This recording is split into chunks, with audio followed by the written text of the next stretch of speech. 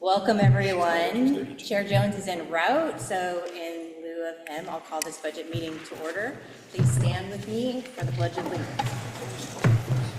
I pledge allegiance to the flag of the United States of America and to the republic for which it stands, one nation, under God, indivisible, with liberty and justice for all.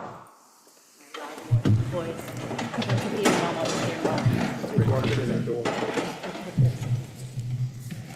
I'll go ahead and read the district mission, vision statement, and values. Our mission statement: educating each student to the highest standards while motivating them to reach their fullest potential and graduating them to be college, career, and life ready. Our vision statement: our schools are a place where children belong. Each student is known by name, strength, and need, and provided the education and opportunities to achieve success. Our values are striving for equity, inclusion, and belonging, celebrating diversity, engaging the community, supporting the whole child, and promoting and achieving academic excellence. The first action item is the election of a budget committee officers. The budget committee will need to elect a chairperson and a vice chairperson.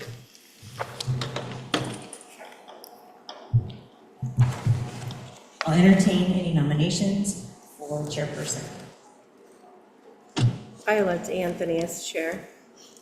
There's a motion to nominate Anthony as chair. Is there a second? I'll second that. Seconded by Director Aparicio. Budget Committee Member Pereira, do you accept the nomination? Sure. Okay, all those in favor say aye. Aye. Any opposed? Thank you, Mr. Pereira. Now it's mine. Meeting over to you. Awesome. Looks like we need to entertain a motion for vice chair. Can you use the microphone, please? Oh, Usually, usually I don't need. Is there a?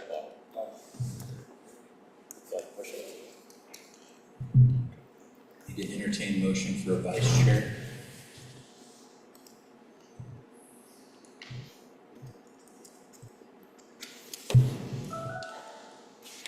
Jared.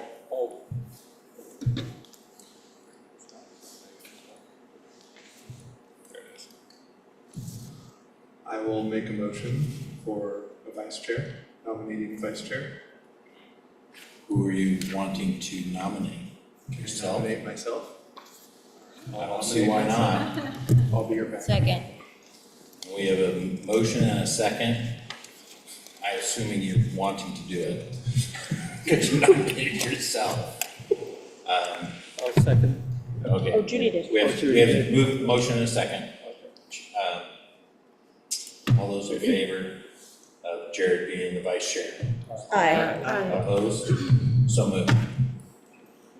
Next item on our agenda is a message and comments from Dr. Carolyn Vidal, Superintendent. Thank you. I am going to read our budget message into the record.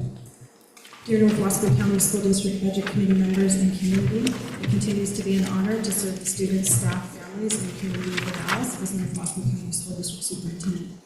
The following proposed budget is a culmination of months of work behind the scenes, meeting with several long-term stakeholders, gathering input, and listening to the continued challenges and lived experiences of our students, families, and employees this past year. What I submit for your consideration is a proposed budget for the North Wasco County School District for the 25-26 school year that is in accordance with ORS 294.391 and representative of continuing to provide a level of service aimed at supporting and better serving our students, families, employees, and greater community. The budget that follows represents the financial plan for North Wasco County School District 21 for the next fiscal year. This document, the related budget committee review, and the applicable items of the Wasco County Assessor, the Oregon Department of Revenue, and the Oregon Department of Education are intended to meet legal requirements so that the district may legally expend funds beginning July 1, 2025. Revenue projections included in this budget indicate a 5.7% increase in available general fund revenues. Total budgeted general fund revenue for 24-25 was $41 million, compared to projected revenue of $44.1 million for the 25-26 school year. This budget is the plan for the first year of the 25-27 biennium. This budget document includes levying local property taxes in the general fund, Fund 100. As one of the legal requirements of a budget committee, you will be asked to approve a permanent tax rate levy of $5.2399 for $1,000 of taxable assessed value for the general fund. This financial plan is driven by our district's mission, educating each student to the highest standards while motivating them to reach their fullest potential and graduating them to be college, career, and life ready. And our vision, our schools are a place where children belong. Each student is known by name, strength, and need, and provided the education and opportunities to achieve success, and guided by our district goals, the District 2027 Strategic Plan, and individual school work plans. The major highlights for the district budget include the following items. The budget is built on a state school fund of $11.4 billion.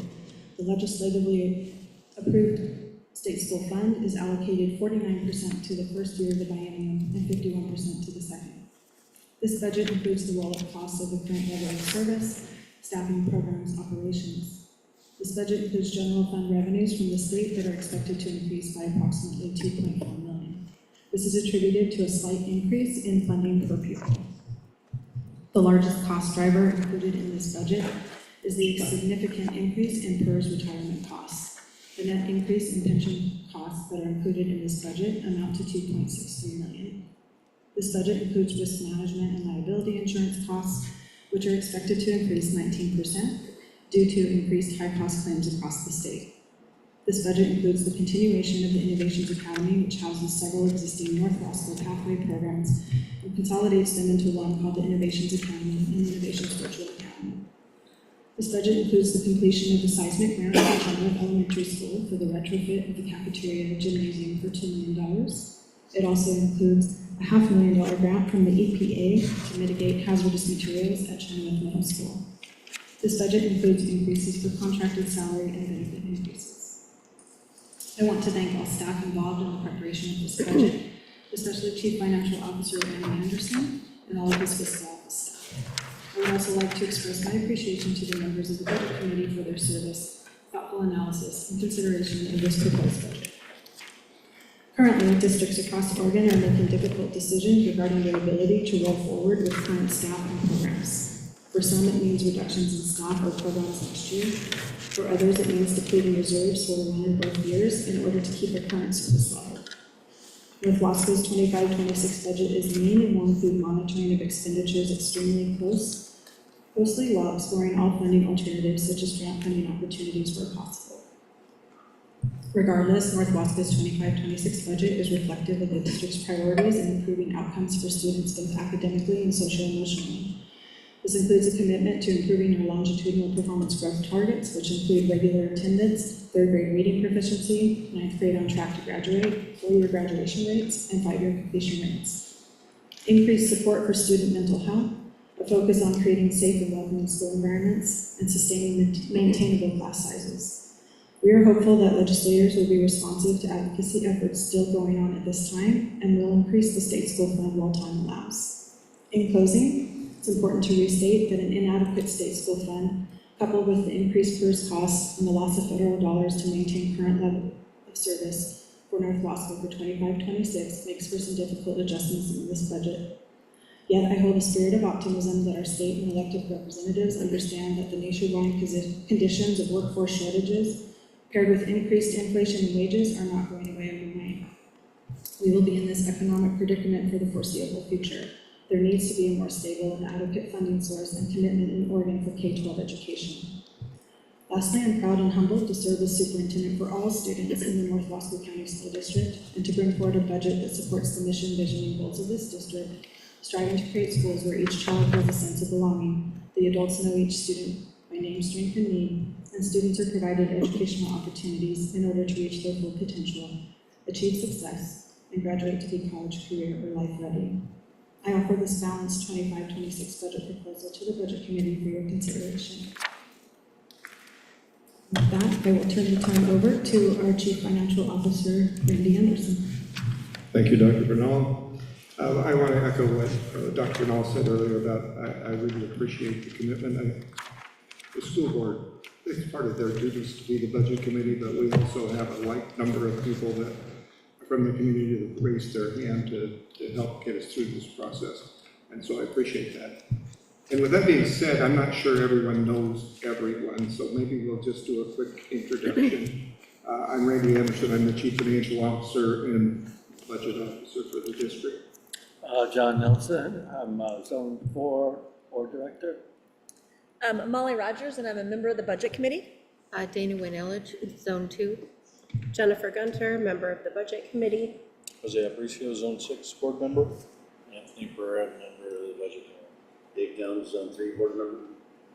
Joel Vaught, Zone 5 Board Member. Cindy Schultz, Budget Committee. Brad Durso, Budget Committee as well. Judy Richardson, Zone 7, Board Member. Jared Gosson, Budget Committee member and parent. Thank you. In particular, welcome to the two newest members of the Budget Committee. It's nice that people are willing to step forward to do their civic duty. A few introductory remarks before we jump into this thing. As it was alluded to, this budget was particularly difficult, given that the increase in the pension costs for the PERS, our PERS cost more than doubled. And so it made a significant cost driver to just keep the same people at the same wage in the same job.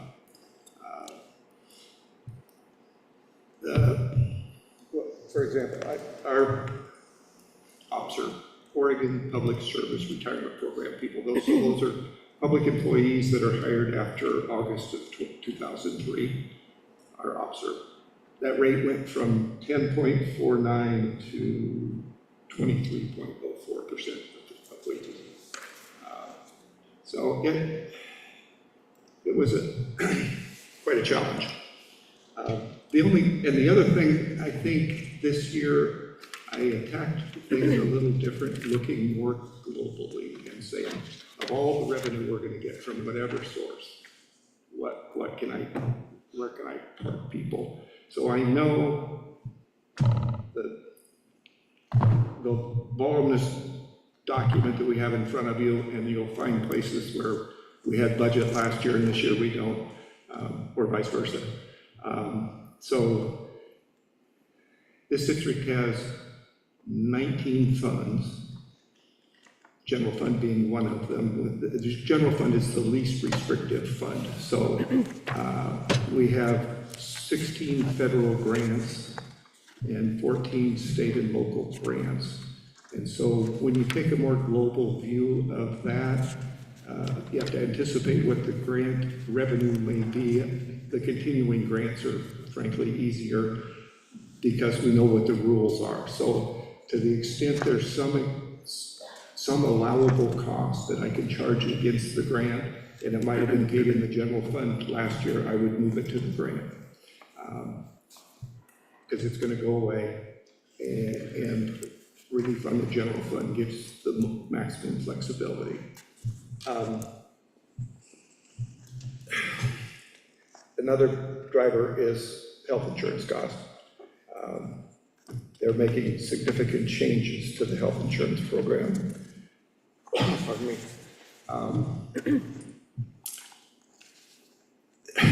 Since they made OEB the only place that you can buy health insurance, schools. And so they select the insurance carrier. They've also mandated what percentage increase there can be in premium per year. So when you mandate the premium increase, to the extent that the health insurance carrier can't coerce the dental insurance carrier to not take an increase,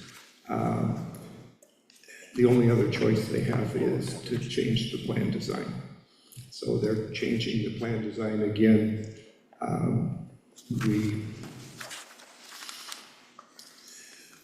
We'll adapt to it. It's not, the overall dollars aren't that significant, but it's a matter of trying to maintain the maximum benefit for our employees that I can do within the parameters of the health insurance world. And of course, as you'll see in a moment, the largest driver in the budget is salary and benefits. Everybody knows that.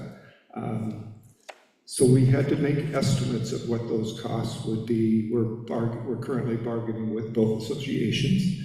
There's been no settlement in terms of salary and benefits, so what's included in here is an estimate. So with that, the handout, one more comment. That 350 pages is difficult to understand, to trace where the expenses go or where the revenue comes from. So I've made a summary and we'll get into that in a moment.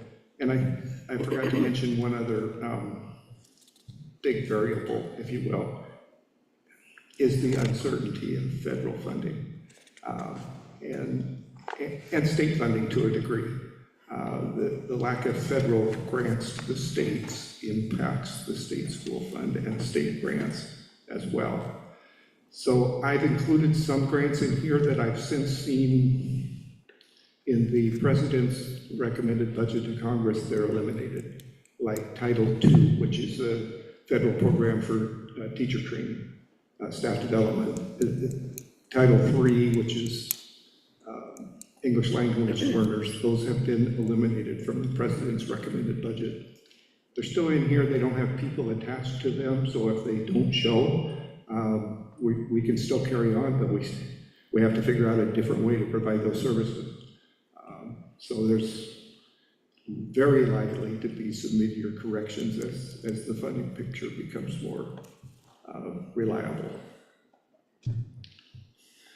So, well, I guess I'll stop right there.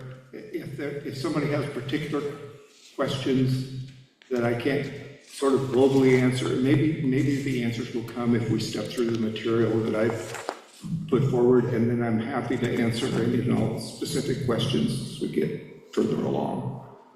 You got some? Well, I always got a question. So what you just said about Title II and III for POTUS's budget, now, do we know for sure that that's not being reallocated or renamed into something else? I mean, we can't, I don't know if we can. I don't know that. Okay, that's what I thought. It's Okay. been reported Sure. that Title I was in the budget and Titles Okay. 2 and 3 were not. So they're missing, right, as of Exactly. now? Okay. And again, we also have, which I think they'll figure out a way around that. You know, there's talk about eliminating the entire Department of Education. Well, that doesn't necessarily eliminate the grants that are, they're statutory. It says the secretary shall distribute. So there are way more unknowns than knowns right now. So flexibility is important. And what schools do well is adapt. We've been down this road before when funding goes up or down. I don't remember the up part, but down. We adapt. We figure out a way to deliver the product and educate the children somehow. And I anticipate that will happen again. So with the material that I gave you begins with a graph of revenue. No surprise. The state schools fund and local property tax are the majority of the local revenue. The state school fund is always a problem in the first year of the biennium because they don't get serious enough about it fast enough that we get a reliable number to put in this document. So the only estimate I have is for March, when the governor put out the recommended budget. And there will be, the legislative recommended budget will be coming pretty soon. And my sense is that it will be mid-June before they finalize the state school fund. It's the last one, go. Yeah, last thing done. First priority, last thing funded. Sometimes that's not a bad thing because there's some spillover from other places that show up, but generally it's every year. I don't recall ever a time when the state school fund that was included in the budget is the state school fund. That being said, even if it were, the estimation involved to get your allocation of the state school fund for the year we're in right now, or for this budget, in December of 2024, we estimate to the state what the enrollment will be on June 30th, 2026. And how many of them will be English language learners, and how many will be special education, and how many homeless. And so if it comes out to that, it's a complete coincidence. We also we made an adjustment to the year we're in right now. The estimate was too high. We petitioned the state to reopen the collection and lowered that. So we're dealing with that this year. Going forward, I don't think our estimate is unreliable or unreasonable. We had an unusually small kindergarten class this school year, like by 50 kids, smaller than normal. I estimated, maybe 15 more than we had this year, but I'm hopeful that is going to just be a dip that follows through for 13 years and is gone. Our class sizes, I don't mean instructional class sizes, I mean the size of the first grade class. Within tolerances, they don't vary very much, except for the current year's kindergarten. And no explanation. So, we look at this revenue graph, it's almost entirely local property tax is the biggest driver, and the state school fund is the other one. So completely out of our control. And the property taxes, as I know the school board knows, perhaps the budget committee doesn't know, those first two things, the property tax, and there's a couple of others, are what are called formula revenue. So that if your local revenue goes up, your state school fund goes down by the same amount. And so also included in there's a separate transportation grant, which is also not an exact science when I have to predict a year and a half in advance how much we're going to spend for fuel and tires and how many athletic trips are we going to take that aren't reimbursable and blah, blah, blah. But then those difference between the estimate and reality are reconciled the following May. So really it takes a couple of years before we settle out the state school fund. So anyway, I've been talking too much. The revenue graph, I don't think there's any surprises there, nor do I think there are any surprises on the expenditure graph. We know that a big chunk is salary and benefits. You can see that at the top of the expenditure page, we've got $26 million worth of salaries, and that PERS cost went from $5 million to $8 million. The rest of them are healthcare, modest increases. Obviously, the Social Security and the rest of those stay the same, but $17 million worth of associated payroll costs to go with $26 million of salary. So each hire is expensive.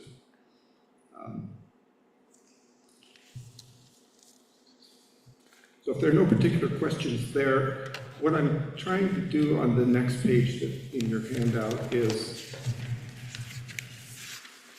consolidate all of the information that's in this document so that we can tell what the cost is by building, regardless of the fund that's paying for it. The caveat here is that the 24-25 budgeted ADM, or FTE, I mean, is not entirely accurate. That was on a budget basis, when I came last year and was trying to get this budget done, like my hair was on fire. And so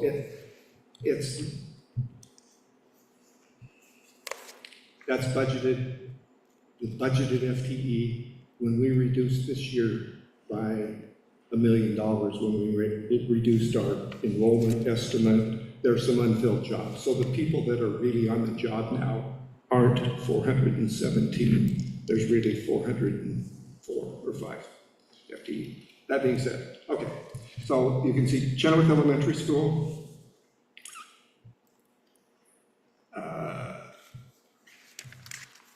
Little increase in salary. FTE is about the same. Colonel Wright, Dry Hollow, there's some differences at the middle school. That's one of the real FTE right now at the middle school is 58 something. It's not 66. Wow.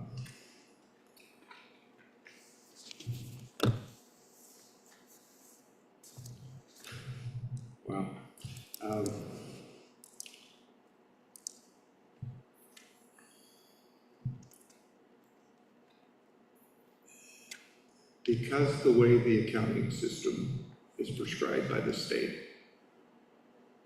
there's at least one program that I know of at Chenoweth, the Structured Learning Center. It's a district-wide program.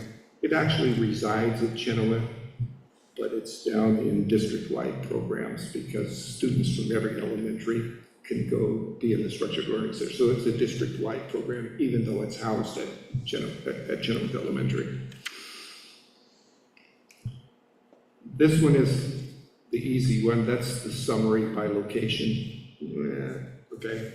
The next one is by function, by what jobs are really being done. Elementary instruction, 1111. Comparable, salaries are up, payroll taxes are up. And again, with the caveat of last year's FTE, the budgeted FTE not being entirely accurate, we get roughly the same number of teachers. Middle school, 1121, we did not go down 10 teachers. In fact, we've made some personnel adjustments to get to this.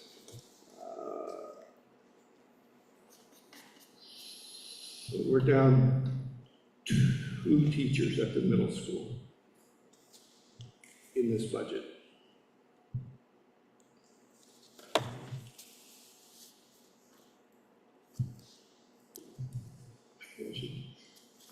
No one's, I don't want to get lost in the weeds of the adjustments that I made in personnel to get to here, but it might just, I should just disclose it now so that it's out there.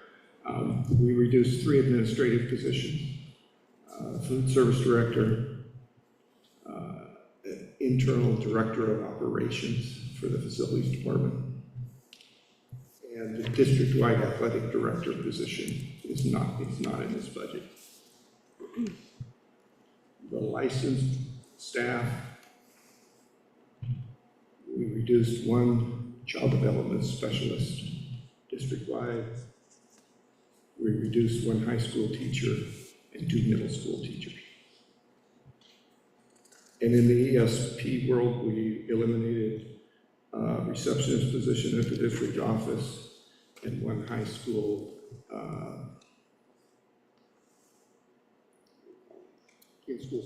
in-school suspension, yes.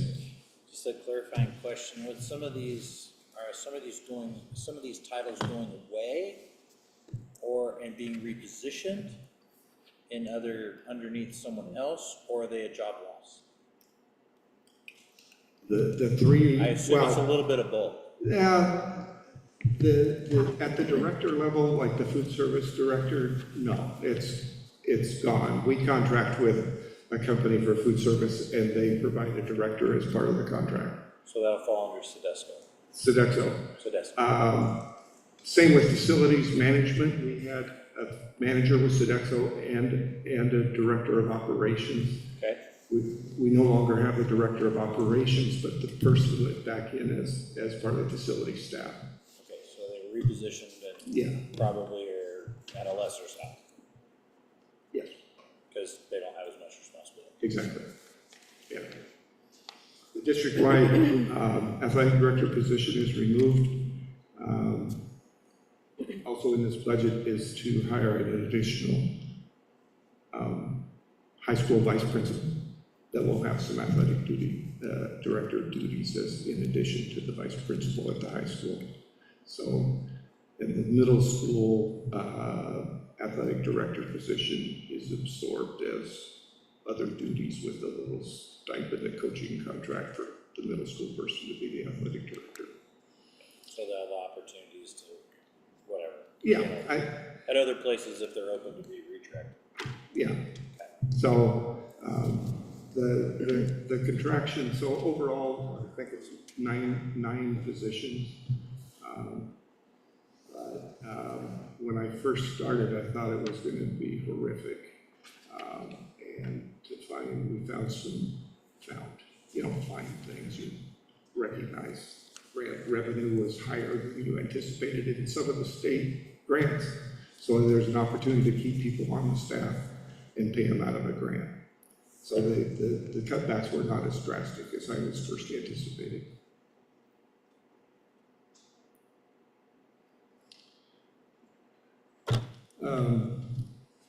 High school instruction, extracurricular activities, talented and gifted, I'm down at 1210. And there's no sense me reading all those unless we have some specific questions. I'm happy to go through them because I think,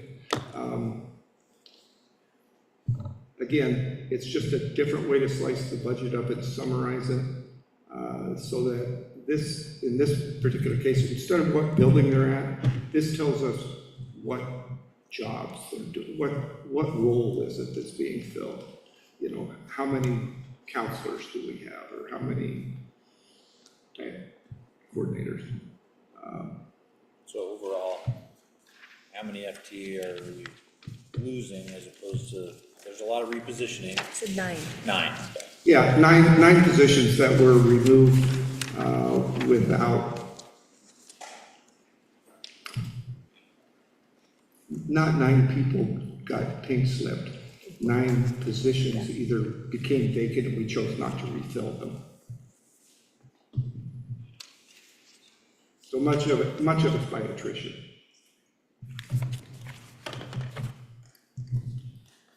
I have a quick question. Certainly. On the Title I, for people who aren't familiar with what that would be. I noticed there's a big drop in position loss there.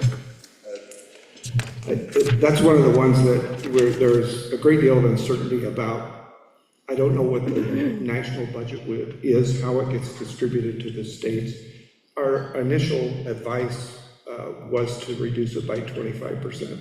That seemed pretty draconian, so I think I reduced it 13%. So those positions used to have teachers and assistants in every building. The absolute grant dollars don't change all that significantly, but the payroll costs per person were so high that I couldn't afford to keep the assistants in the room and pay them out of Title I. So that represents, the 5.94 represents 2 teachers at Dry Hollow, 2 at Chenoweth, 1 at Colonel Wright, and 1 at Mosher. We provide Title I services to Mosher as well.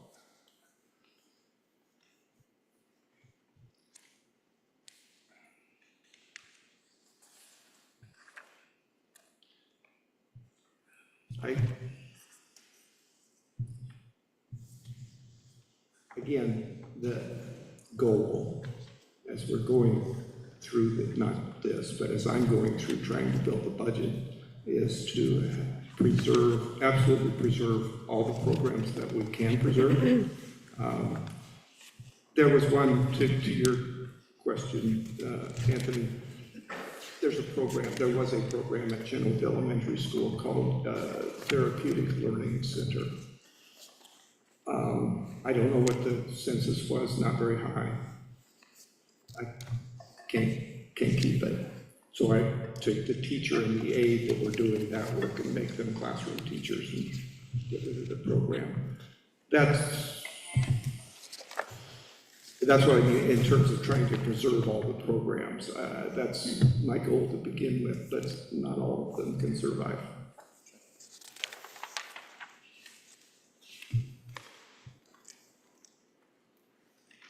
They're going to kill me dead if I don't. The people in my office deserve the credit for putting this thing together. I guide the process, but I got no idea how to.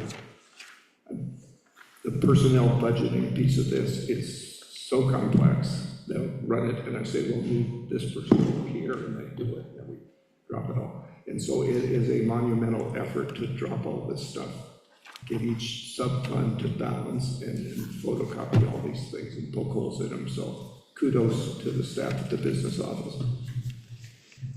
That's going to show up in the minutes, right? Good. Good. Especially if you bring donuts on top of it. Randy, alternative education, 1280.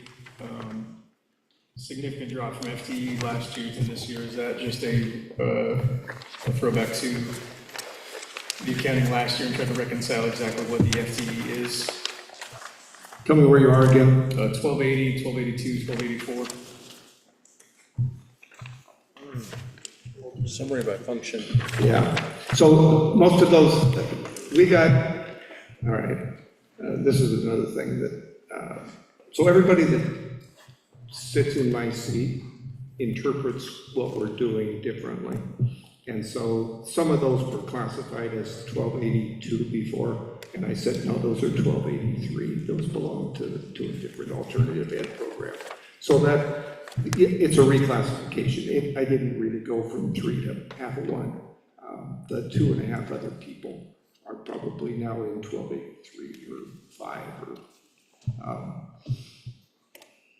so again, the state's accounting manual is very prescriptive, but there is room for interpretation in there. The goal of that is that all the school districts report the same. And so I'm trying to be compliant with the request from the state. 1285 is the virtual academy, and the other one, it didn't change much. We really do not have a drop. I've got the numbers. 1291 to 99, right, 3 up from the bottom of that page. That's 1291 is English language learners, and 1294 is incarcerated youth. So that's Norcore and the English language learners, but our FTE never was 28. 20 is about right. The very last one on that page, summer programs, again, we put placeholders in. The summer grant,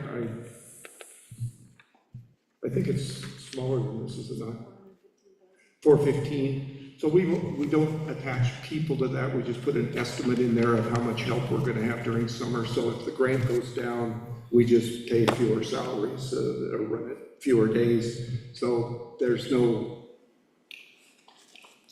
financial impact to a person by doing that. So there are some of those. There's some placeholders and some grants that we're unsure of what we're going to receive.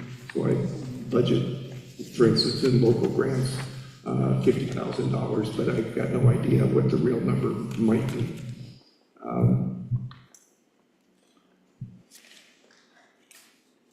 Some of these look really drastic, but they're not. I checked. I checked on who's really on staff now, and the FTEs in the budgeted FTE are comparable to what we have right now.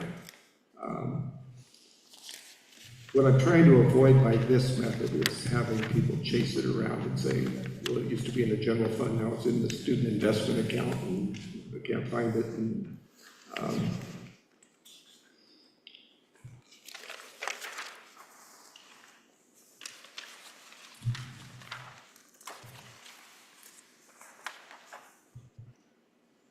all in all, the budget's up, what? $3.5 million. Good portion of that is the seismic grant is $2 million of the $3.5 million total. There's not much growth in this budget. This is more of a maintenance budget, and I honestly worked from last October until last week to try to get as many people still on the payroll as I could get. I think I'll pause for a while and see if we got any questions. So I have several. Good. First, appreciate the fact that you're calling it a maintenance budget, but I'm curious as if there were any dips or any accessing any one-time funding in this budget that, for example, reserves or unappropriated funds that are being used in this budget to maintain. No, I don't believe so, Molly. In fact, I meant to mention this earlier, so I'll do it right now. Also included in this general fund budget is what we expect will be our share of the community service fee from the Google property. But I wasn't sure enough that it was going to show up in this fiscal year to spend it. So I budgeted it as revenue, but I also put it all in contingency in case it doesn't show up. Loss of one-time funding, I don't recall much of that. Great, that's nice to hear, actually, because that means that there's not a cliff as much. So I appreciate that. My second question, which I always ask, is how was the budget built and the input from the partner, from like, how was it built? Okay. I think the first conversation we have is about staffing. Somebody desperate to have another person in their building, we try to accommodate that. There's also a lengthy list of special education things that they need more. The operational costs, the supplies, if you will, and contracted services, I circulate that out to the buildings, and the principals go through all of those lines and do their the supplies budget. The personnel budgeting is all done at the district office with input from the principals, you know. You might be surprised to learn that nobody ever says, I have too many people in my building, please send one of these people away. So it's never, I need one and somebody's got one extra. That typically doesn't happen. But we're trying to adequately staff every building. So that's the conversation. That's the biggest piece of the conversation. Estimates of revenue are all done by me. And so when I get the stuff back from the buildings and add it to the payroll and say, that doesn't fit, or it does fit. I think this is the first time that I can recall trying to get this thing to balance and going through every non-salary line and saying, can I take $50 out of this and get it that much smaller? Or whoops, I didn't budget enough for this last year. So it's, again, maintaining services, but without any fluff. Okay, and then my next question that I have heard, because obviously I'm on other budgets from time to time, can you switch from PERS to another retirement program? If that were an option, I would seriously explore it. It's unlawful. I know, I just wanted to put it out there so that people understand that that's a mandate, it's not something. And PERS, for whatever reason, the big driver, if, out of curiosity of what drove this significant increase, it's largely driven by hiring in the past few years. PERS really only has two sources of revenue. They have employer contributions and investment earnings. That's all they got. The investment earnings were less than the actuary said they would be. And the employment growth, the PERS is based on a 4.5% employment growth per year. And we had a couple of 13% years. Okay, and so that's what they base the next biennium on. So it's not the cost of those people, it's the cost of those people 20 years from now when you have to pay their pension. So you have to start paying for those, that increased employment for the next X years. And it's,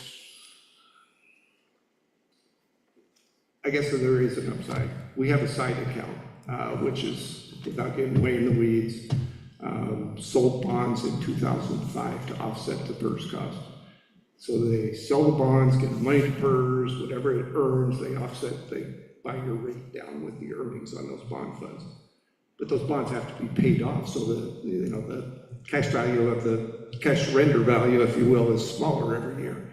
Ours are due to retire in December of 28. So we've got a couple of more years. The impact of that to service that debt is the equivalent of a little over an 8% payroll tax.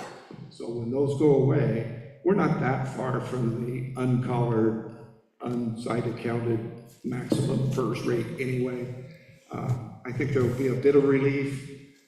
Those will grow some, but I expect in 28 we'll get a significant relief by not having to service the debt on those PERS bonds.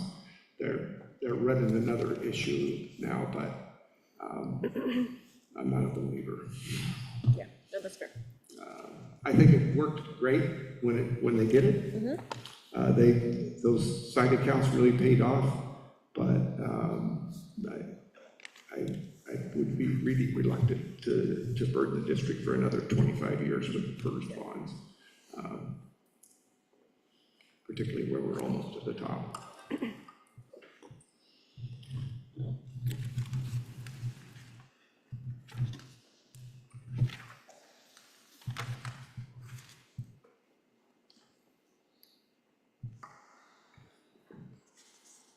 I have a question for you, Randy. Certainly. Kind of a follow-up on the earlier question about the drop in the alternative education. You said that moved to 1283, 1285, and down to the ELS.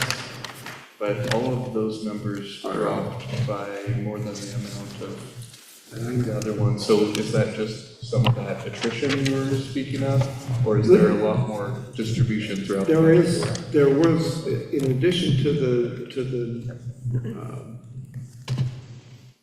I was about to misspeak. The 9 positions that we took are a blend of removal of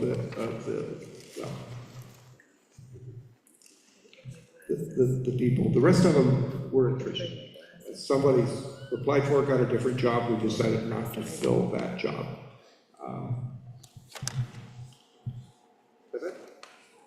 Actually, that 1280. I'm really curious now. Because you're exactly right. If it was a reclassification, the other ones should be proportionally higher. I can't answer you right now. Okay. I don't know. All right, and then the other question I had, just looking at the trends in the next page, 1210, or I'm sorry, not 2410 and 2490. It looks like the Office of the Principal had a dip last year and then kind of seemed to resettle at the same number. Is that just an error in budgeting last year? they were not included, the elementary, well, two of the elementary vice principals were not included in last year's budget.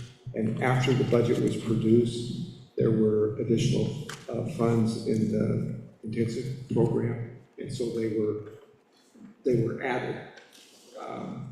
This budget has elementary principals in every building, 2 at the high school. Adds one at Innovations Academy. And so the elementary vice principals and the innovations are paid for out of the state grant, the intensive program grant. All right, just so to clarify, last year, you didn't expect to have these principals, then were able to hire them, so that brought the number up already, so it didn't reflect in the budget last year. So. Yeah, so had we known, that would have been 20 in the budget, and now it's 22 because we added. Okay, thank you. Randy, quick question. Certainly. On the 9 FTE that were lost, are those all, how many were admin and how many were not? 3 admin, 4 teachers, 2 classified. Do we need to talk with this thing, I suppose?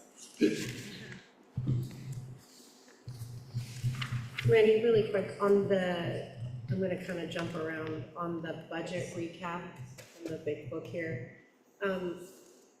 It shows under the revenues, the fund transfers at the 730, and then also down in expenditures, it shows transfers is 465,000.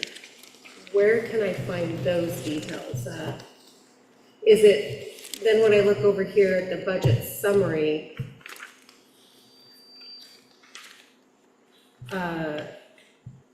when it's the very last, it doesn't do the last page, sorry. Hang on. Over Pete's sakes. Anyways, on the budget summary by function, and then you have on there, it says transfer of funds, 55220. I guess I'm just trying to figure out where these numbers are located and how they're dispersed. The reserve funds, the fund transfers, and the revenues, and then the expenditures under the transfers. The fund transfers are in the general fund. The general fund transfers money to the technology fund, to the vehicle replacement fund, to the textbook adoption fund, and to the debt service fund for the FFCO, full faith credit obligation. The internal service fund is the busing service that we provide at Sherman County. So they transfer to the debt service fund to buy the buses that they're using. And they actually transfer $300,000 back to the general fund. Okay.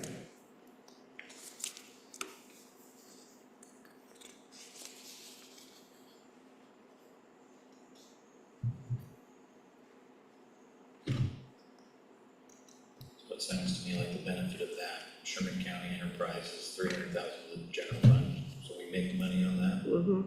Yeah. That service. Yeah, we do. And actually, it's a good deal for them too. They are reimbursed for transportation at a higher rate than we are. So when they contract for transportation services, they pay us. We hire the people, buy the buses. We use their bus barn that we own. We own the buses. And it generates enough money to pay for the buses that we put out there and to transfer $300,000 back to the general fund. And that doesn't, does that cause any logistical problems on our? No, in fact, it has a couple of benefits. Once in a while, when we are absolutely out of drivers that can't take a trip somewhere, and in Sherman County, we say, hey, one of you guys needs to come in here and drive this bus. Right. And they keep, it's an opportunity to keep more people employed. They do little summer things, they have all the kids to the swimming pools and that kind of thing. So all in all, it's in my mind, a mutual back scratching thing. They don't have to worry about transportation, we make a buck, and we've updated our fleet of buses. If the thing ever blew up, we're gonna have newer buses, so it all around is beneficial. It's a little problematic in how you fill out the transportation report, because I can't claim those costs to get paid if they've already paid those guys for it. Well, it keeps us making a little bit of money. A little bit. Keeps our Yeah. fleet new, utilizes our staff, that's great, I understand that And there's- I have kids in sports, I know of logistical challenges that have come up. If we can keep those to a minimum or non-existent, that'd be awesome. Very little employee turnover out there. They're pretty reliable. I mean, they live out there. They're glad to work for us. They worked for them before, so it's, we took it over, upgraded their buses and kept their people employed, and so they're happy, and we are too. I said, for example, they come in, I don't think it happens a handful of times a year that we bring in a Sherman County driver to do, but it's nice to have that reserve if you need it. No, that's perfect, I appreciate that. Yeah. I just want to follow up with a question, I think it piggybacks with what you had talked about. Last year, I remember in the budget committee, we talked about a tax anticipation note. Yes. Is that going to be done again, or? It is. I'm doing it. No, I'm in the process of doing it. The board's authorized the borrowing resolution. Is that of the same size, larger? Larger. Last year was $1,540,000. Actually, we ended up selling $1,535,000. This year's $1,008,000. And perhaps they're going to run them a little longer. There is such an arbitrage between what the pool is paying and what they think they can sell the bonds for. They think if we could run them longer, we can't run them more than a year, but or so that we could recover almost all the underwriter costs and the interest by leaving it invested in the pool. I'm not convinced yet. Generally, they're 6-month notes. Right. I just wanted to. And all I really am doing is last year I wasn't certain I had some real questions about what the cash flow was going to be to get across the line. I'm less concerned about that now, but the borrowing cost on $1,008,000 is not very much for some comfort. So, if I summarize this back to you, it sounds like we're borrowing more at a cheaper cost, but we've made progress on our ending position. I think so. The big difference, and the reason, and I apologize, I should have mentioned it earlier. Only in government would you call loans revenue. Right. I remember And talking about that repaying last. loans an expense. Right. So the Governmental Accounting Standards Board has said, that's really not what you should do. You should put the loan on the balance sheet, and when you pay it off, okay? So that's what I've reclassified last year's and this year. So short answer to your question, I think our fund balance will be in a much better place when we get to June 30th of this year. Than last year. Excellent. Yes. So we're purposely underspending the budget to the absolute extent we can. Last year we ended the year with a negative deficit fund balance. Right. That's distasteful to me. Well, I agree. And that's kind of why I made a statement about the budget committee last year, which was like, we're here to approve a budget that we can't really change. And a tax rate that we can't change. Yes. So once we get batched here, we go to the board approves it. And well, actually, your contract is ending, right? I'll be darned. I'm sure we'll have a comment on that before the end of the day. But, then the board holds the administration accountable for implementing that budget. And I think last year I was wondering if there was any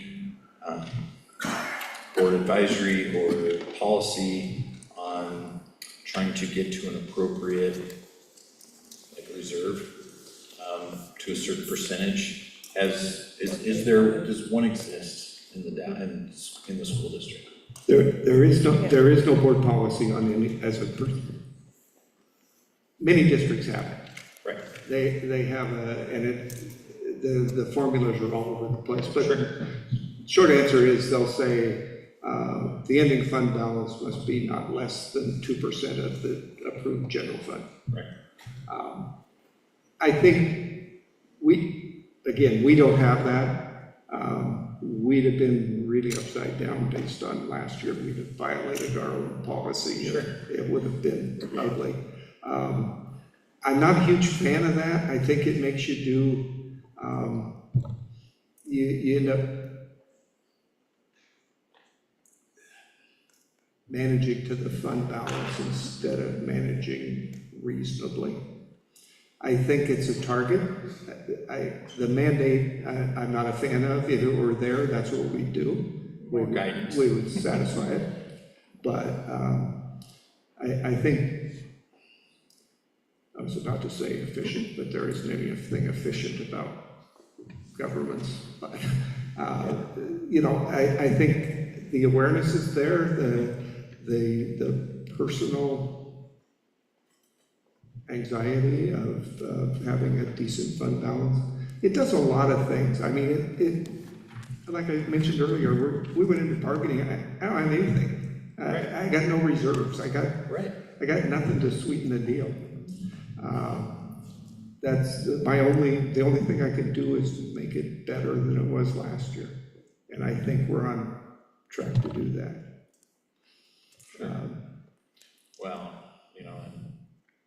I would hate for a reserve to go into bargaining, because that's not a long-term proposition, but just for unforeseen events is always wise as well. Sure. And there are two. We have contingency, but the ending fund balance is not immediately available, but it is there if you get to the very tail end and you need something to sweeten the pot so you can get to the finish line. But if you don't have any reserves, I don't have any flexibility to do that. So, yeah. I have another question. Go. In the facilities and acquisitions, is there anything that your office and the superintendent looked at that was funds that we're spending that maybe are non-grant funds, like any improvements that, are we spending on non-essential things on improvements in this budget? And I apologize if it's in here, but I think it's a good question to ask just in general, so the public can see, as far as that goes. Well, there is a capital projects fund that is discretionary, non-grant money. That's where we put the construction excise tax and the rentals of the buildings and use it I guess I'd rather use discretionary than non-essential, because whoever's getting whatever you're doing they think it's pretty essential. But we're using some of that money to do the press box at the football field. We bought some radios for the district so everybody can communicate with everybody.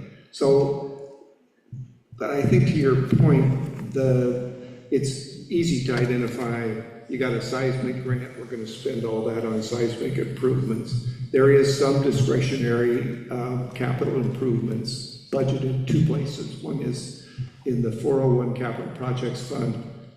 The other one is in the 240. I think. And then you've got the, on this facilities acquisitions, the 3,309,918. Yeah, that's the seismic and everything Okay. else. The 242 fund is Okay. our portion of the, an allocation from the Google building number 2. We get $240,000 a year. Last year, well, the year we're in right now, we had accumulated 2 years' worth, and we redid the roofs on all the buildings for $450,000. Next year, there's a cost share for extending the sidewalks from Watauga to Snipes. As part of the Safe Routes to School grant, the city's putting in some money, and our commitment was 200, so that's where I'm paying for that. In the budget that we're looking at.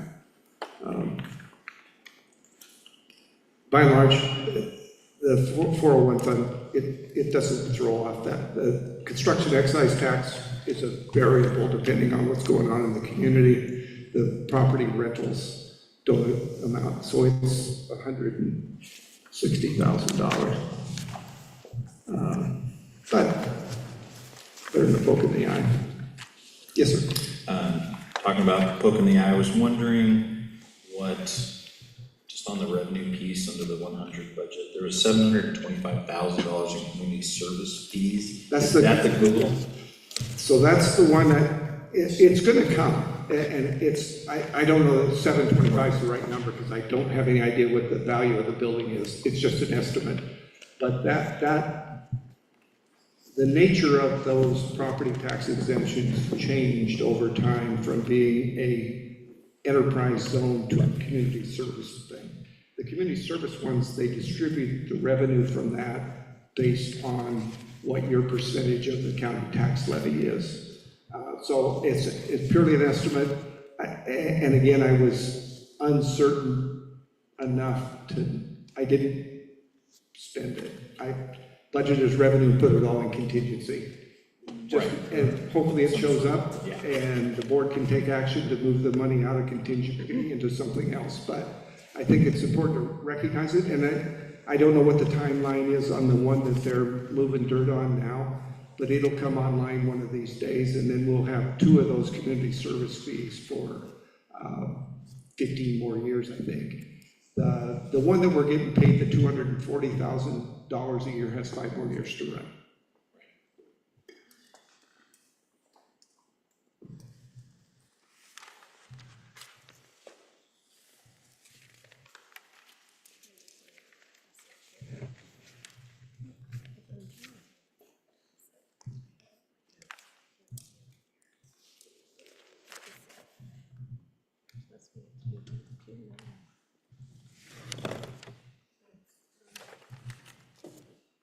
I just have one comment of thanks for breaking everything down with FTE in prior years. I believe this is something we asked for last year, one of our feedbacks to the budget, and so I just wanted to show appreciation. Well, thank you, appreciate that.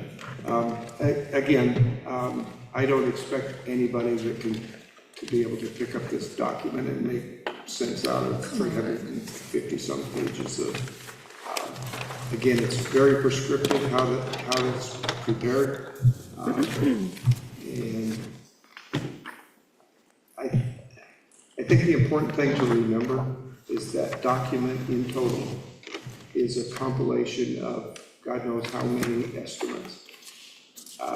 So we're estimating the revenue, and we're estimating costs all through the place. We're estimating where the collective bargaining will settle, what the insurance costs will, it's just an amalgamation of countless estimates.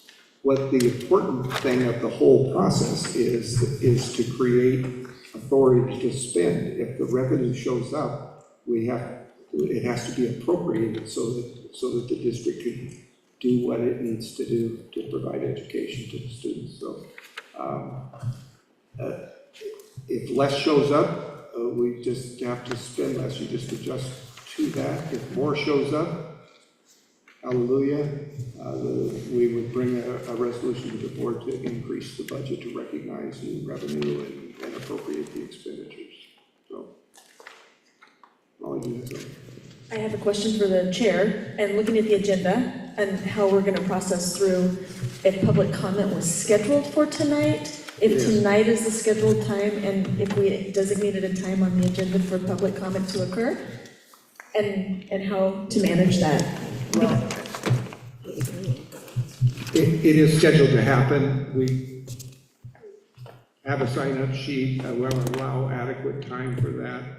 I hope generally often what happens is this group ends up asking some question that somebody already had, so it's probably important to do it this part first, and then call for public comment. No, I completely understand, I just wasn't sure if that was part of tonight's piece, or if we needed, if it was also for the, It's right here, number 6, yeah. I understand it's written on there, that's Oh, what I I'm was sorry. asking. Okay.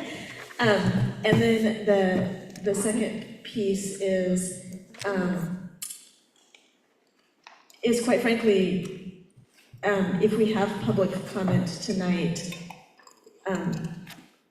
and we have our committee questions answered, what is the process and the necessity for another meeting?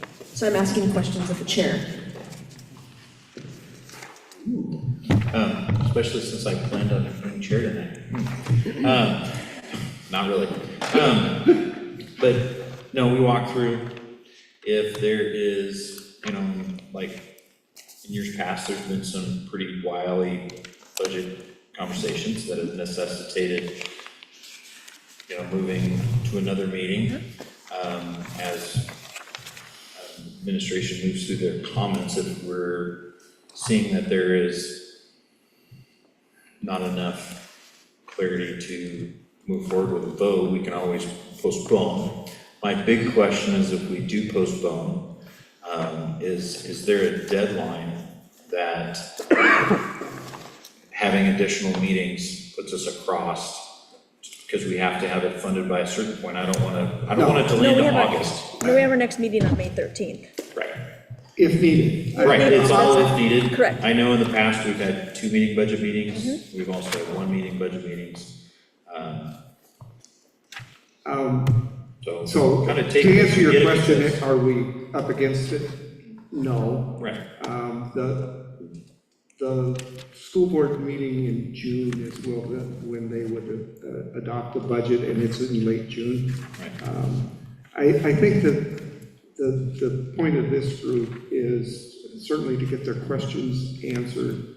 I also think the value of this group, particularly the non-school board members of this group, is to say, you know what, I had questions and I got them answered. To be somewhat of an ambassador for the district, to say, no, they're really not cutting that. It's probably paid for, and we looked at what services they're going to continue. So I think there's a need for understanding on the part of the committee to act in that role. And there's absolutely, I'm happy to answer anybody's questions, and there's absolutely nothing to hide. There isn't any fat in this budget, period. Right, definitely flowed better than last year because you generated it this year. Yeah. All the good stuff, so I know personally, I went through every single page. And a lot of the nice part was the budget item was blank, so there wasn't anything there. Yeah. So I got to move on, but. Well, and obviously, as was pointed out, you're forced to follow the local budget law, and it's very prescriptive on the amount of information has to be in the document. The presentation is sort of up to the district, but there are required things that have to be in there. I think going forward, we've added the 2 columns for FTE in the body of the document. I don't know how it's going to fit when I have to do 2 more columns to the right. I don't want it to get so small we can't see it, but I think it has value.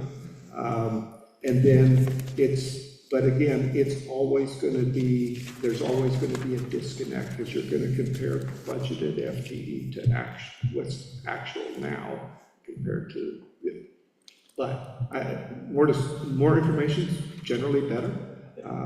And so, redesigning the presentation of the document, and as you pointed out, it will be somebody else's choice on what the document looks like next year. So, That search going well? yeah. Thumbs up. Is there gonna, I don't know what the plan is, and you don't have to speak to it, you can just say no comment, but, or you can expand upon it. If someone is selected and they accept, are you gonna be, is there gonna be an arrangement with Randy to help pass on some knowledge? Or is it, see ya? What does the budget say? Well, see ya. No, we did some interviews last week, and I told each of the candidates, there are a number of resources around the state to help. There's business manager institutes and a great deal of mentorship that happens. I told each of the candidates that if they were selected, they could have my personal cell phone number and email address, and I'd be happy to help them over the hump. We also approved a recommendation through the intensive program for fiscal stewardship and support for our new CFO. So they'll have consistent wraparound support as they get up and going. So at no cost. So Amazing. I like that. So I'm gonna forget this stuff just as fast as I can. I tried that before and it didn't work, it all came back to me. Right. So, Mr. Chairman, it might be an appropriate time do we have public comment? Nobody's signed up? No one signed up. However, we do have a small crowd here. So, so the nice part about it is, do we have any more questions from the committee? Or Well, I might have more after. Not so much a question. I think we've heard it a couple times tonight. I think both Jared and even Anthony had mentioned. I think we need to have a pretty concise kind of summary explanation on the contraction of the 9 positions, whether that's in our FAQ or whatever. I mean, I was rereading through the kind of opening, and we don't really make a mention of that. Obviously, I think that's very high on a lot of people's minds, and I think we need to have just a concise, just kind of explanation. What does that look like? What does that mean? And just explain that in, again, a concise fashion, because I don't think that question lives solely just in the few people here. I think it's broadly, that's what the biggest question in most of the community's mind is, hey, we're hearing less money. Okay, what does that really mean in the context of what my kid sees at whatever building they may be going to? yeah, and I think, no issue, but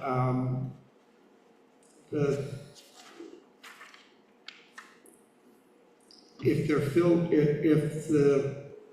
the removal of the position from the budget of a vacant position, so we have a vacancy, we chose not to fill it. So no person is impacted. I don't know how, we have a lot of that. We've described what it was, and then the other piece of that puzzle is the people that got displaced, like the Title I assistants, they're being reassigned to a different vacancy where we have vacancies, the teachers fill the vacancy. We have turnover every year, so we can absorb some of that through transfers and or application. So I guess I understand the essence of your point, but you can't really quantify it in dollars. If avoiding an expenditure that's vacant is different than I'm going to eliminate your position and save X dollars. So there's a small distinction there, but I get what you're. Agree, but yeah, we need to be able to explain that. Yeah. And whether that is, I think what you said could even be the answer, right? Is we had positions that were unfilled, we're not filling them. Yes.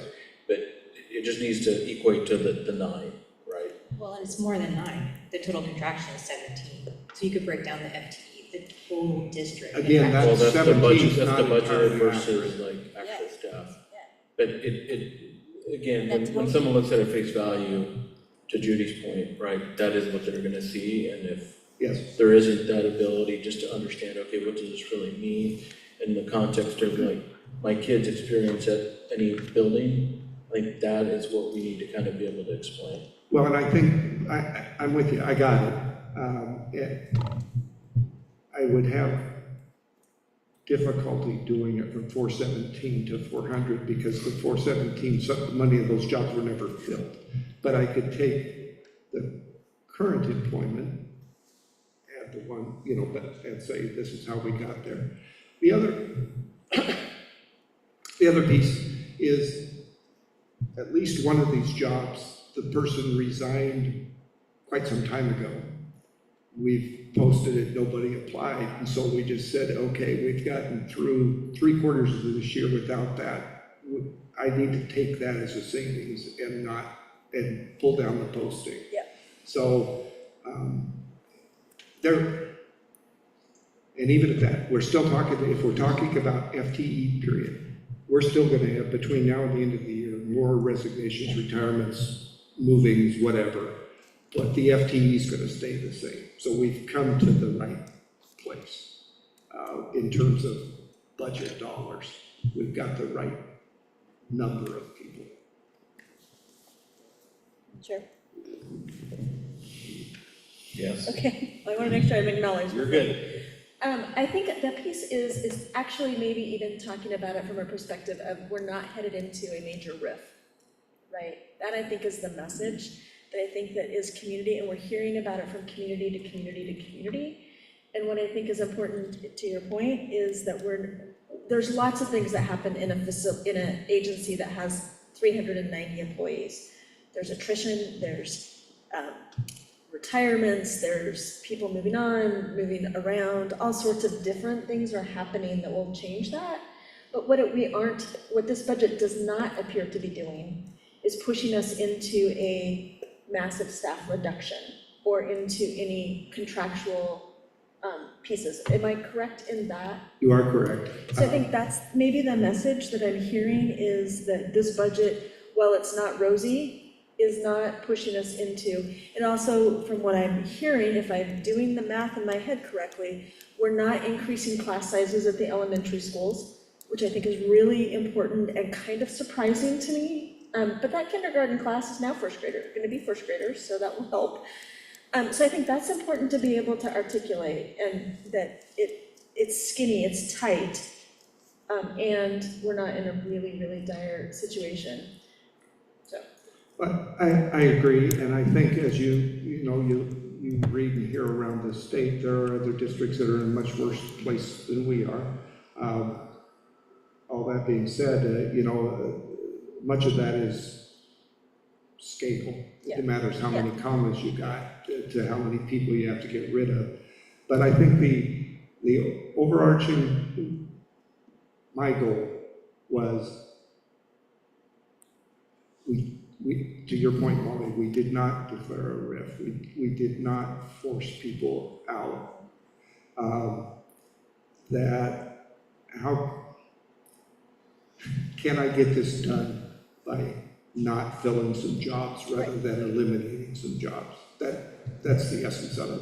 I think there's still, if another $1 million magically appeared, I think there's room. There's other services that we could provide, more classroom support, those sort of things. But in terms of promising somebody a job and then taking away, and I don't want no one in this budget, no one is in this budget unless I'm reasonably certain that I can afford their salary. And I think my revenue estimates are conservative enough to pull that off. So that was our goal all along, is least impact to programs, students, and the people that work for us. So if I can make the budget somewhat smaller personnel-wise without displacing anybody, that's what I did. Right, because what's gonna be talked about around the table is there an adequate enough staff to support educating our children, and hopefully our test scores start going up because of where we're currently at. So that would be good. Yeah, and I think there's always room for debate more, I get it. and then the debate is, what would you do if you had another adult in your room? Would it make a difference? But those are healthy debates. And you can have those. We can maintain the programs we got right now with this budget. If we're able to add anything to it, then I think that debate comes in. You know, what should we add? Right, so like adequately delivering education on a slim budget with minimal effect to the classroom is a good thing. Yeah, yeah. And number one, I didn't dream a number of years ago that I'd be sitting here doing this now. But number two, I'm sincere with you that this was the most challenging budget that I ever had to try to put together with the least impact that I could do. Excellent. Is there any more questions from the committee? Yeah, I had a question about the budget, actually kind of two of them. One, you said that you couldn't answer this question here, but if we do end up wrapping tonight, could we at least have some sort of... Sure, I'll email it to everybody. Okay. Well, I was going to ask at the upcoming board meeting as well, so it's when during the approval. Just so that's out to the public. Public comment. Yeah. Sure. Yeah. And then the other ask, and this is just an ask from me, so I'd kind of want to propose it to the committee, is since we budgeted this so conservatively, if we find that we do have a windfall, many more dollars than we expected, would the priority be to focus on class sizes, to hire a teacher to bring that down if possible? Mostly I propose it because while this budget is evened out from last year's budget, I understand we had an increase of class sizes in the elementary school, which it's pretty high in some classes, so I think that a drop, focusing on that, if we do have that windfall, would be good, but I don't know what everyone else on the board thinks about that. And I think... Sorry, you mean just in case we have money in the bag, like extra money in the bag? Okay. Exactly. Since he's budgeted so Right, conservatively. right. If it just happened to bloom. Go ahead. I'm gonna say as the chair, I would love a recommendation, but in essence, that's probably for the implementation of the administration and oversight of the board. They help properly use funds, and I'm sure education is their primary focus as far as that goes. So I totally understand where you're coming from, but also at the same time, and for probably the ones and the zeros, and I'm sure they have a hit list of what they want to bring back if we have more money. Well, and I think too... They can probably share those goals with us. The class sizes, without reducing elementary teachers, our class sizes are frankly pretty good. There's a bubble in the 5th or 6th grade, 4th or 5th grade. We have to deal with that.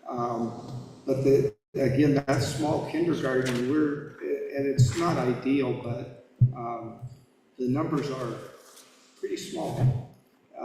So I think in one of the buildings, they're going to do a K-1 blend so that, 3 teachers or 5 teachers can do what used to be 6 sections. Right.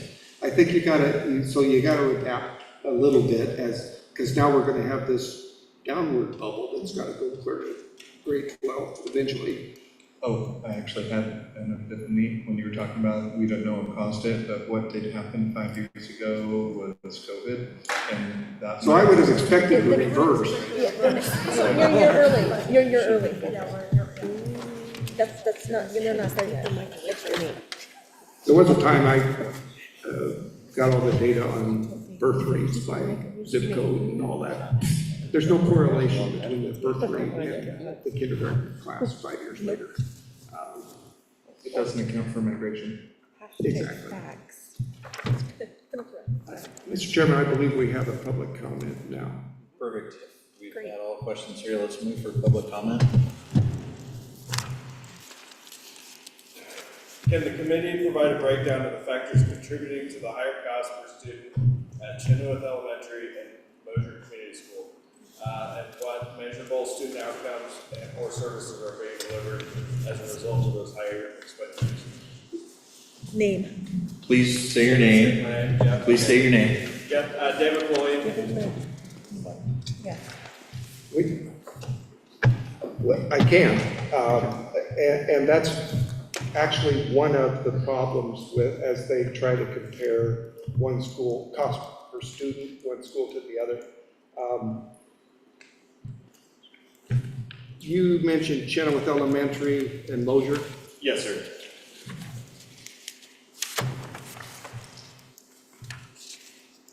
The reason why I was most interested in those two is because they're both on different models, but they have some similar expenditures per student. You know, what I started to say, that there's a push at the state too to cost. So that's why they're prescribing that, for instance, the district-wide program for the SLC doesn't belong in that building to do with some of this. The other challenge with that is, frankly, a big portion of it is how many senior teachers you have in one building compared to beginning teachers in another building.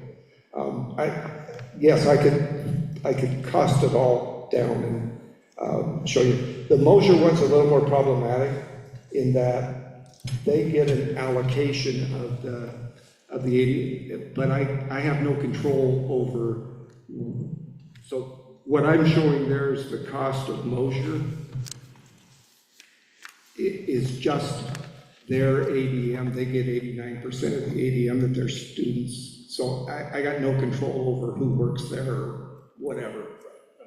So that one's a little more nebulous. I think, you know, yeah, I appreciate your point. I see the same thing when I did it. Why is it so high? I'd be happy to parse it out, to find out what the cost per student. My guess is it's teacher experience. They're further in the salary schedule than some of the other buildings, but correct. And so it's not just the teachers. As the principal gets to step 4 or 5, it costs more than the beginning principal and all those other seniority steps. What I can assure you is that we're not allocating extra dollars to Chenoweth just because we like Chenoweth better than Colonel Wright. Right. That's not the case. Okay. I appreciate your time. Thank you. Thank you for your question. Is there any other public comment? With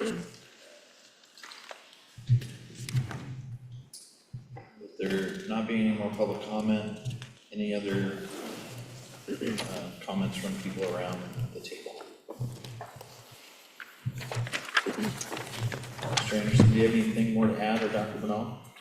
You know, again, there may be questions later, even if this committee decides to approve the budget and move on, and you have questions, email me or call me.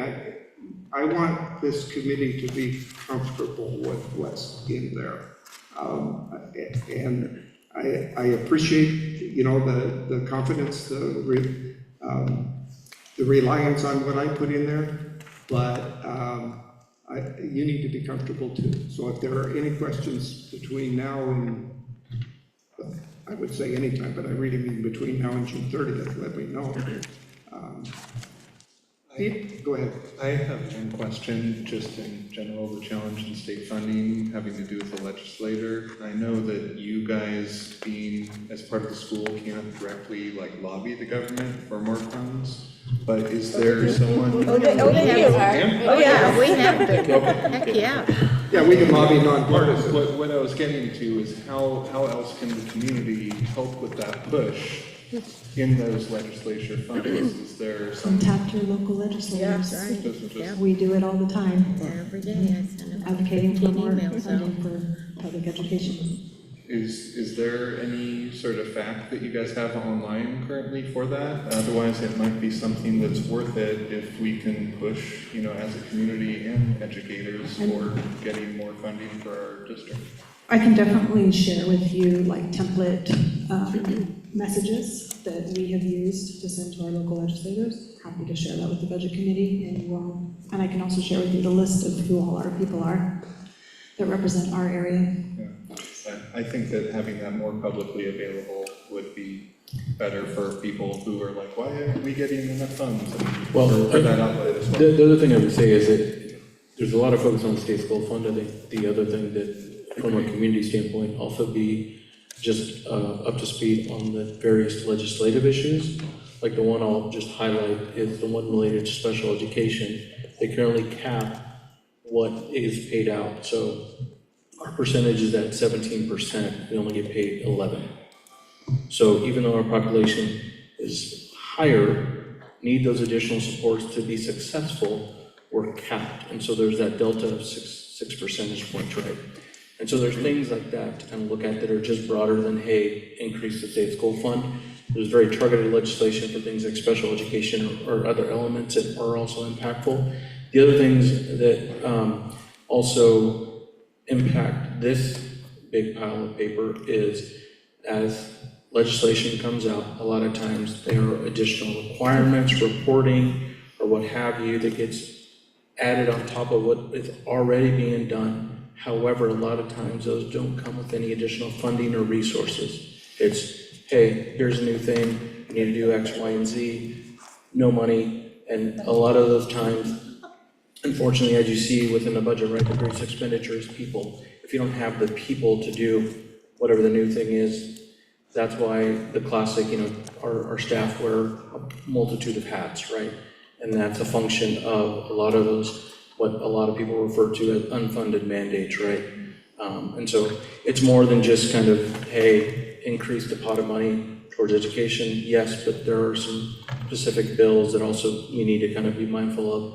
Like I said, special education one is very relevant to our community because of our special education population within our students. Well, and I agree, and too, Jared, what can you say? We can say a lot, but I think that the visibility of the larger districts that are in the news all the time having issues certainly heightens the awareness that, the state school fund, the formula itself hasn't materially changed since 1990. It works, it works. I don't know what the tweaks could or should be. I think for instance, the special education percentage, you can't just raise the percentage or it just dilutes the pot. If you're going to do that, you have to put more money in dedicated to special education. And I think that's where they're headed. The other piece of the puzzle is students. We've lost a couple of hundred students from when I was here before. It's stabilized about now, but it's down. And I guess a small kindergarten class isn't a very good indicator that it's going to get better. I'm hoping that is a one-off data point that doesn't prove anything. I know in years past, there's been, or meetings that I've been a part of, we don't have another source of income or to help out like we've had with, Kurt's Gym and now out at Chenoweth Elementary School, those seismic grants to make facility improvements. I know we don't have a grant writer. How do we maybe look at those for some of our facility improvements as well? It's not going to be included in this budget. Hopefully it's a discussion point at the administration to find things that benefit the district. Yeah, and I think, I guess most of the grants that we do there are some that are competitive grants with the state. They give us a heads up that it's available. We had applied for a seismic grant for Colonel Wright Elementary School and received notice, I think, today that we were unsuccessful. But that being said, you know, if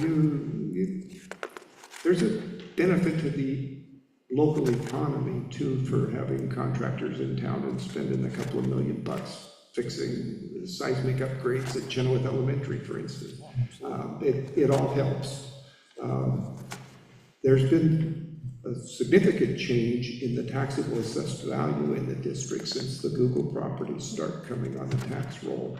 And you know, you could look down the road. I think that's more important. Again, if our property tax doubled, our state school fund would go down by $12 million. So that's moot. But it does indicate economic vitality in the town. And that assessed value is available for bonded debt repayment, which would make the dollars per thousand to service debt go down.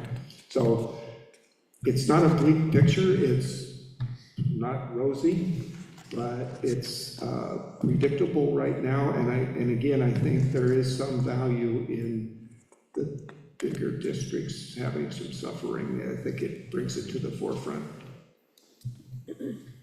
Chair, it is 7:13, and I don't know that we have come to the place that I would feel super comfortable voting on it tonight. I would if a vote came up, I would cast my vote, but I think if it's agreeable, I would like to come back on May 13th. Gives us the opportunity, especially with new members, to be able to ask questions of old members if they want to, or to contact Randy and move towards May 13th. Is that a motion? I will move to recess. I have a second to that. Second. Any discussion? All those in favor of adjourning for another week and reconvening, say aye. Aye. Opposed? So moved, thank you. Same time, same place. Same time, same place. Thank you. Thank you. Thank you very much. You bet.